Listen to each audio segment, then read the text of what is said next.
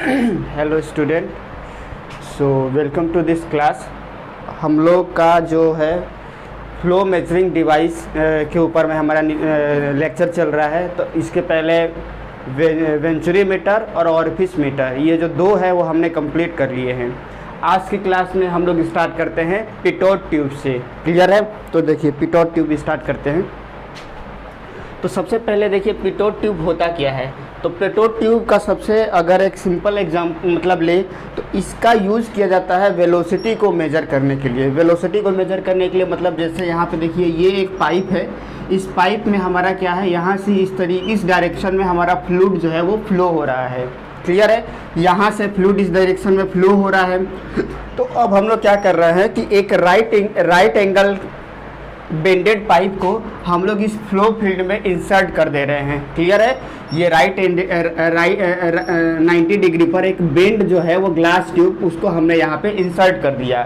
अब ये इंसर्ट करने से फ़ायदा क्या हुआ कि जैसे ही हमने इंसर्ट किया तो क्या होता है कि मान लीजिए यहाँ पे तो वेलोसिटी v1 है 0.1 पे और प्रेशर भी है।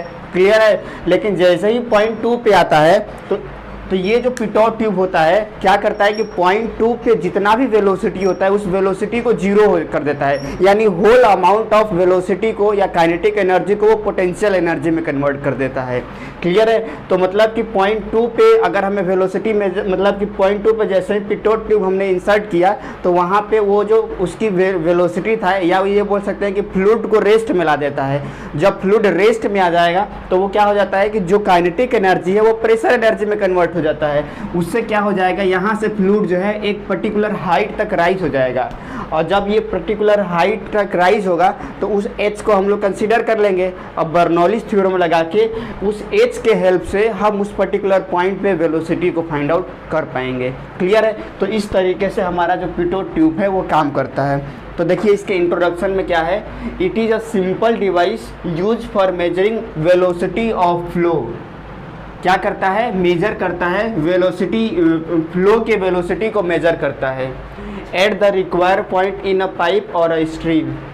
It is also called impact tube और स्टेगनेंट ट्यूब। तो मान लीजिए अगर पिटोट ट्यूब के जगह पे कोई ये वाला नाम भी दिया रहे, इम्पैक्ट ट्यूब या स्टेगनेंट ट्यूब, तो ये मान के समझिएगा कि ये हम लोग पिटोट ट्यूब के बारे में ही बात कर रहे हैं। तो आपको थोड़ा सा इसका कंस्ट्रक्शन या फिर वर्किंग समझ में आया होगा कि पाइप में हम लोग क्या कर रहे हैं, एक राइट डिग्री बेंडेड पाइप को इंसर्ट कर दे रहे हैं, ग्लास पाइप को। वो क्या कर रहा है कि जहाँ इसका जो टिप है वो टिप पे जितना भी फ्लूइड आया उसको वो रेस्ट में कन्वर्ट कर दे रहा है। और जब फ्लूइड रेस्ट में आ रहा है तो क्योंकि एनर्जी क्या होता है, कभी भी लॉस तो होता नहीं है, एक फॉर्म से दूसरे फॉर्म में कन्वर्ट होता है। तो यहाँ का जब फ्लूइड रेस्ट में आ जाएगा तो उसकी जो काइनेटिक एनर्जी है वो पोटेंशियल एनर्जी में कन्वर्ट हो जाएगी, प्रेशर एनर्जी में कन्वर्ट हो जाएगी। और उस प्रेशर एनर्जी के कारण क्या हो जाएगा, वाटर जो है वो एक पर्टिकुलर हाइट तक लिफ्ट हो जाएगा और उसी को हम लोग हेड बोलते हैं। और उसी हेड के हेल्प से हम लोग बर्नौलीज थ्योरम अप्लाई करेंगे और उस पॉइंट पे वेलोसिटी फाइंड आउट कर पाएंगे। क्लियर है?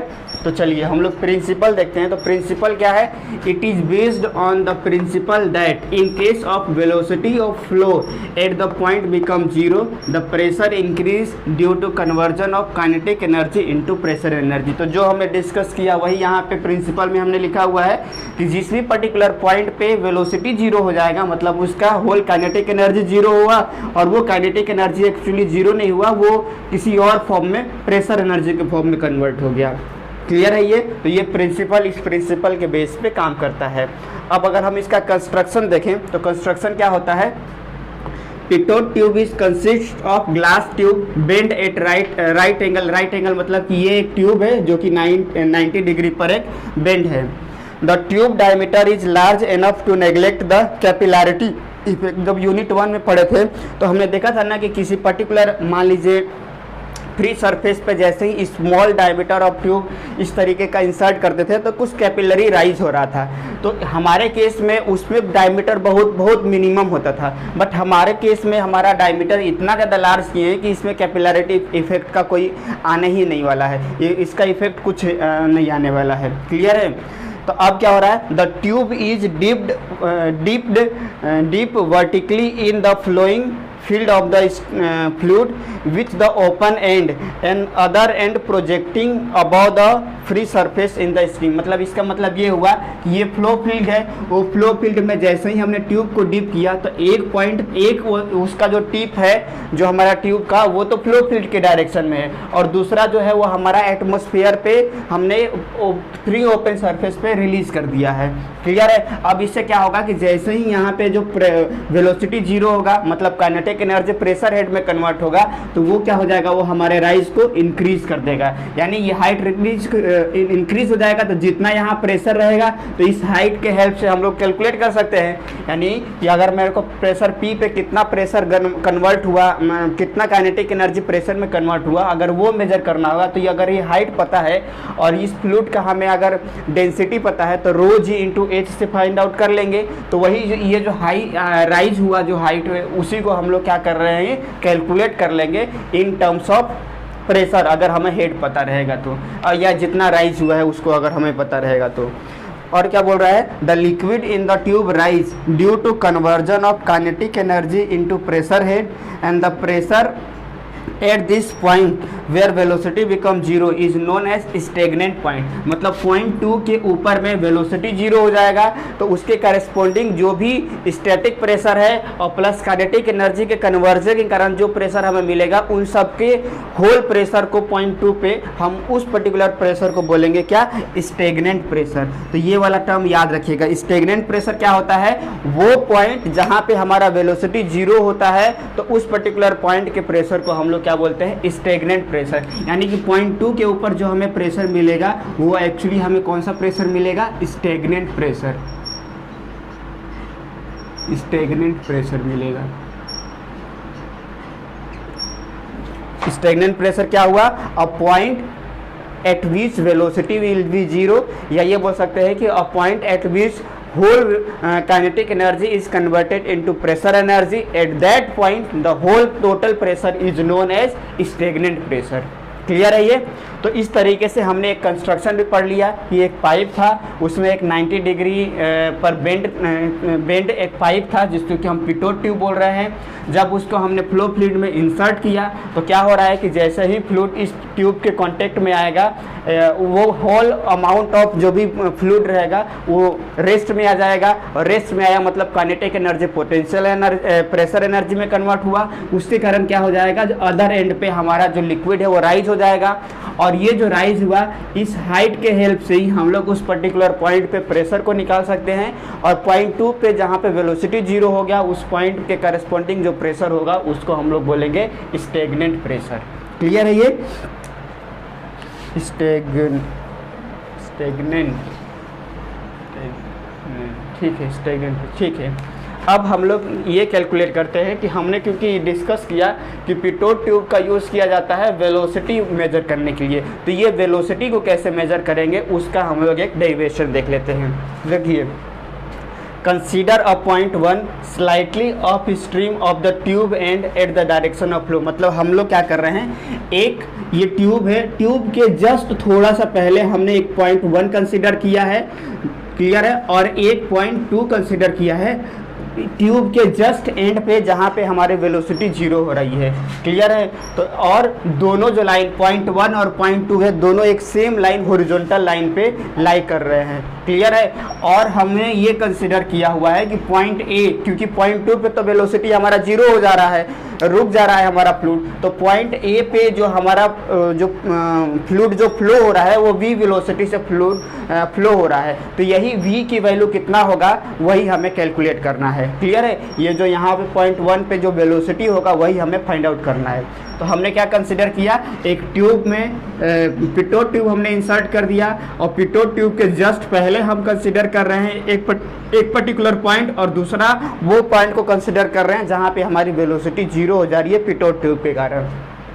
क्लियर है। तो अब हम लोग ये कंसिडर करते हैं कि सपोज करिए कि अगर ये पॉइंट 1 है तो इस पर्टिकुलर पॉइंट 1 पे टोटल स्टैटिक हेड मतलब क्या कि जो प्रेशर है इस पर्टिकुलर पॉइंट 1 के करस्पॉन्डिंग में अगर मैं उसको हेड में कन्वर्ट करूं तो जो मुझे हेड मिलेगा उसको हम लोग क्या बोलेंगे, स्टैटिक हेड बोलेंगे। और इस स्टैटिक हेड को हम लोग एच नॉट से डिनोट कर रहे हैं। क्लियर है। तो एच नॉट क्या हो गया, pressure head of fluid below the free surface of the fluid in the stream. मतलब पॉइंट 1 पे जितना प्रेशर है अगर मैं उस पर्टिकुलर प्रेशर को अगर मैं उसमें कन्वर्ट करने की कोशिश करूं, हेड में कन्वर्ट करने की कोशिश करूं इस प्रेशर के कारण P1, मतलब मान लेते हैं कि मेरा P1 प्रेशर होगा तो P1 को अगर मैं हेड में कन्वर्ट करने की कोशिश करूंगा तो क्या हो जाएगा, P1 अपॉन रोजी से डिवाइड कर दूंगा। तो ये जो H0 है वो एक्चुअली यही बता रहा है कि पॉइंट 1 पे जो प्रेशर है अगर मैं उसको हेड के टर्म्स में लिखूं तो वो उसको हम लोग क्या बोलेंगे, स्टैटिक हेड। स्टैटिक हेड मतलब क्या कि यहाँ पे किसी भी टाइप का कोई वेरिएशन नहीं आ रहा है। क्लियर है। वो क्या हो रहा है, कांस्टेंट वैल्यू हमें मिलेगा। और दूसरा हमने H एक कंसिडर किया है जो कि height of the fluid raise in the pitot tube above the free surface. मतलब ये हुआ कि जैसे ही यहाँ पे वेलोसिटी हमारा जीरो हो जाएगा तो ऑब्वियसली जीरो हो गया मतलब काइनेटिक एनर्जी प्रेशर एनर्जी में कन्वर्ट होगा। तो ये हमारा फ्री सरफेस है, ये जो हमारा है पाइप के जस्ट यहाँ पे ये क्या है, हमारा फ्री सरफेस है ये। तो यहाँ से जितना हाइट इस वेलोसिटी के कन्वर्जन के कारण जो हमारा हाइट इंक्रीज हुआ उसको हम लोग उसको डिनोट कर रहे हैं H से, और इसको बोला जाता है डायनेमिक हेड। मतलब आपको समझ में आया।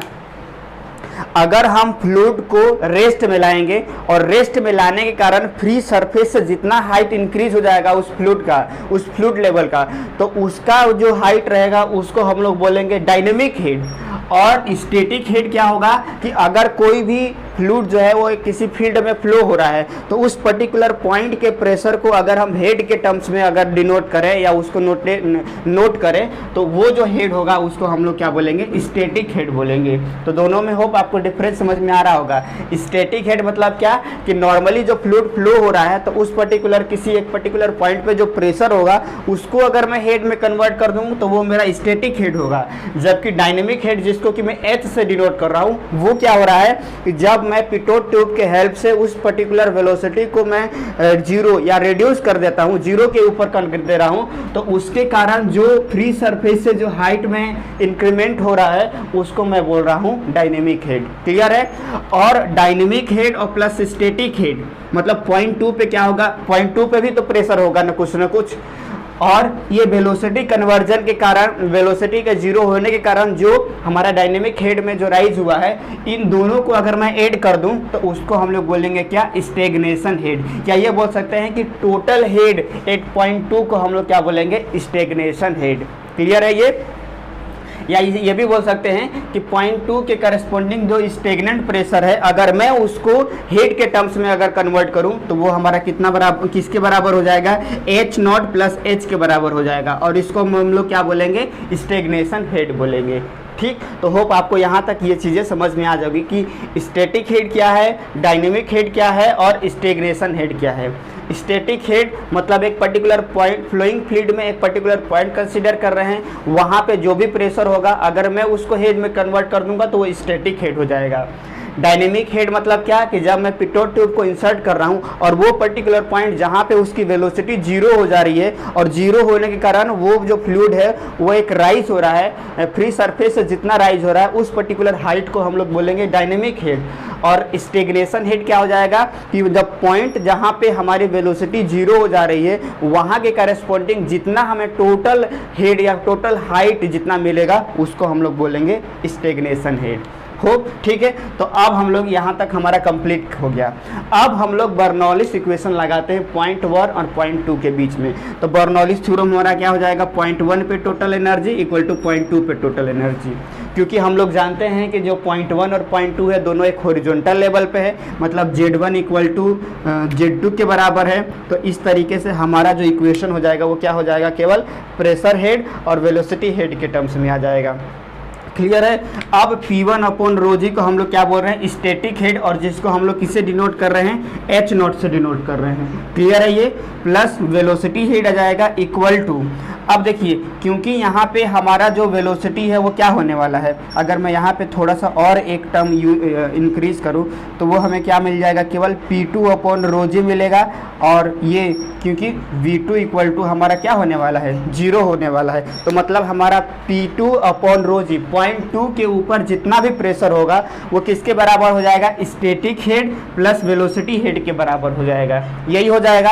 अब यहाँ पे आप बोलेंगे कि V2 को हमने क्यों नहीं कंसिडर किया, तो क्योंकि 0.2 पे जो वेलोसिटी वो हमारा 0 हो जा रहा है, तो केवल हमें क्या मिलेगा, प्रेशर मिलेगा, मतलब whole amount of energy is going to convert into pressure energy, दिख रहा है यहाँ पे।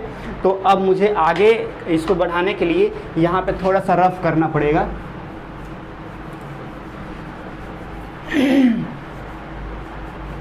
ठीक है, तो अब हमारा एक्सप्रेशन क्या मिला हुआ है, देखिए H नॉट जो कि स्टैटिक हेड है P1 अपॉन रो जी के कारण कितना, अगर हमें हेड के टर्म्स में लिखें तो मिलेगा, प्लस वेलोसिटी 0.1 जो हमें निकालना है कि फ्लो फील्ड में क्या वेलोसिटी, किस वेलोसिटी से हमारा फ्लूइड फ्लो हो रहा है, 0.1 पे वेलोसिटी, इक्वल टू हमारा क्या हो जाएगा, प्रेशर 8.2, और केवल 0.2 पे हमें, क्योंकि सेम हाइट पे है तो पोटेंशियल एनर्जी तो ऑलरेडी 0 हो गया, जो वेलोसिटी था तो 0.2 पे वो whole amount of velocity pressure में कन्वर्ट हो गया, मतलब हमें टोटल केवल P2 अपॉन रो जी मिला। और ये P2 अपॉन रो जी हेड के टर्म्स में है, मतलब ये क्या शो कर रहा है, हमारा स्टेग्नेशन हेड को शो कर रहा है, यही शो कर रहा है ना भाई, 0.2 के ऊपर में जो भी प्रेशर है तो उस प्रेशर को मैं बोल रहा हूँ स्टेग्नेशन प्रेशर। तो अगर मैं उसको हेड के टर्म्स में रो अपॉन जी से डिवाइड कर दूंगा तो वो हमें क्या बताएगा, स्टेग्नेशन हेड बताएगा, और स्टेग्नेशन हेड किसके बराबर है, 0.1 पे। आप ये देखिए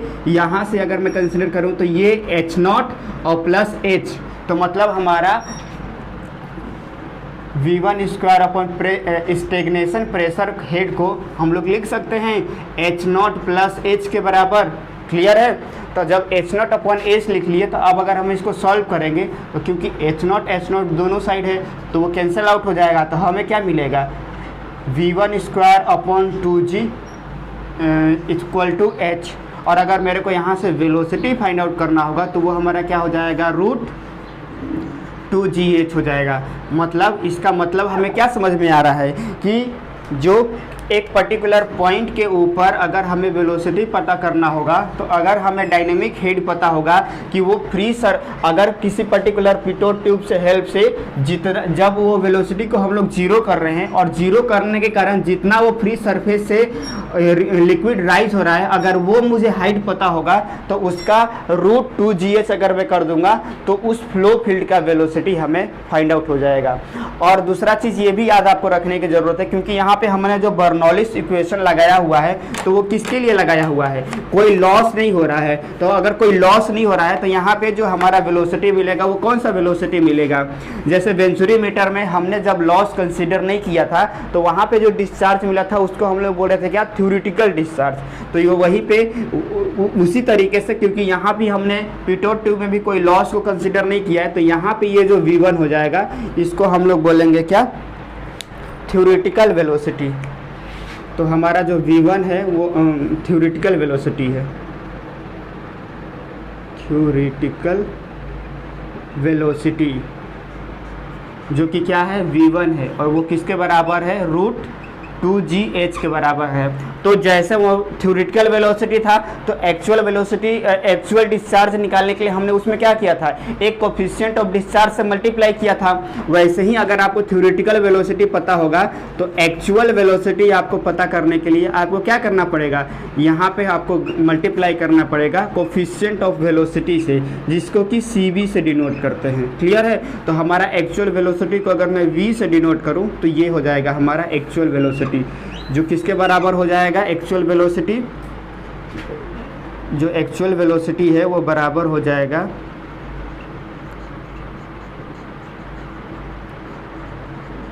coefficient of velocity multiply by V theoretical. Theoretical velocity से अगर मैं कोफिशिएंट ऑफ डिस्चार्ज से मल्टीप्लाई कर दूंगा तो यहाँ मुझे क्या मिल जाएगा, एक्चुअल वेलोसिटी मिल जाएगा।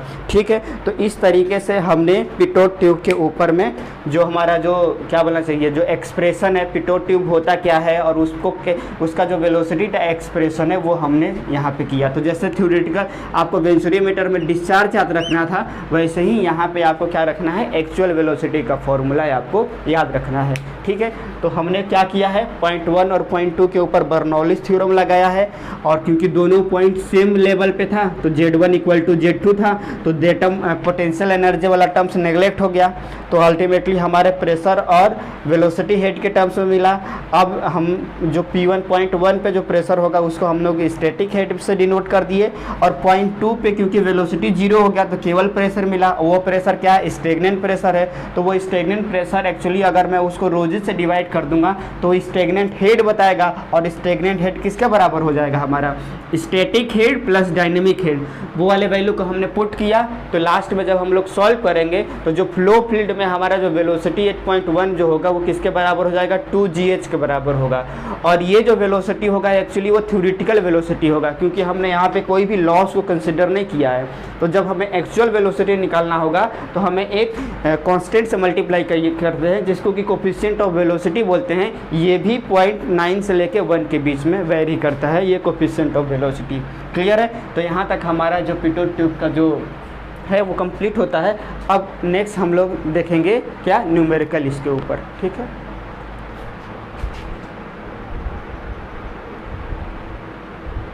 चलिए सो इसके ऊपर में हम लोग 2 न्यूमेरिकल देख लेते हैं पिटोट ट्यूब के ऊपर में। तो पहला न्यूमेरिकल है, find the velocity of flow of an oil in pipe when the difference of mercury level of differential U2 manometer connected to a tapping of pitot tube is 100 mm। तो मतलब ultimately ये क्या बताने की कोशिश कर रहा है कि अगर ये एक ट्यूब है और यहाँ पे हमने एक पिटोट ट्यूब लगा दिया है,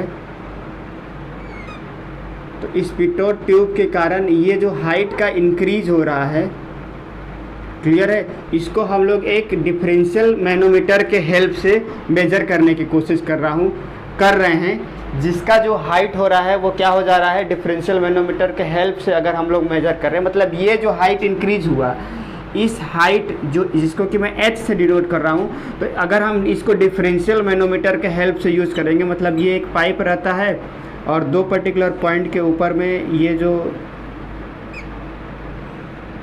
प्रेशर को मेजर किया जाता है, तो ये जो हाइट का जो रीडिंग है वो क्या बता रहा है। अब अगर यही जो प्रेशर है उसको अगर मैं डिफरेंशियल मैनोमीटर के हेल्प से मेजर करने की कोशिश करूं, ये मान लीजिए 0.1A है और ये 0.2 है, तो 0.1 और 0.2 के बीच में अगर हम मेजर करने की कोशिश करेंगे तो ये जो हाइट हमें मिलेगा वो कितना बता रहा है कि 100 mm हो रहा है। तो मतलब अल्टीमेटली हमें क्या करना पड़ेगा, क्योंकि यहाँ पे वो डायरेक्ट हेड आपको नहीं दे रहा है, वो डिफरेंशियल मैनोमीटर के हेल्प से बोल रहा है, तो इसको हम h में कन्वर्ट कर सकते हैं। तो इसको h में हम कैसे कन्वर्ट करेंगे, तो उसका फॉर्मूला क्या होता है, चल नहीं रही है, h इक्वल टू होता है क्या, x जो यहाँ पे डिफरेंशियल मैनोमीटर में रीडिंग बता रहा है प्लस जिसको डिफरेंशियल मैनोमीटर में यूज़ किया जाता है, मरकरी यूज़ किया गया है, तो S of mercury divided by यहाँ पे फ्लो क्या हो रहा है, ऑयल फ्लो हो रहा है, तो स्पेसिफिक ग्रेविटी ऑफ ऑयल -1। तो इस x को हम लोग इस h में डायनेमिक हेड में कन्वर्ट कर पाएंगे। तो x की वैल्यू कितना दिया हुआ है, 0.1 मीटर 13.6 डिवाइडेड बाई 0.8 -1। तो इसको हम लोग सॉल्व करेंगे तो ये कितना हाइट h ऑयल के टर्म्स में ये इंक्रीज होगा वो हमें यहाँ पे मिल जाएगा।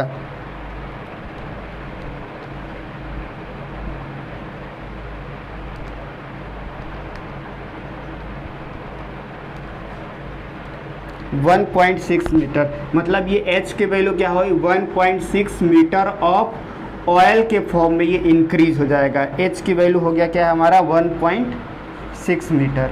तो अब हमें निकालना क्या था, वेलोसिटी निकालना था। तो वेलोसिटी, एक्चुअल वेलोसिटी का फॉर्मूला क्या होता है, CB मल्टीप्लाई बाई 2GH, और CB की वैल्यू कितना दिया है 0.98 into root 2 into 9.81 into H की वैल्यू 1.6। तो इसको कैलकुलेट कर लीजिए, 0.98 इंटू रूट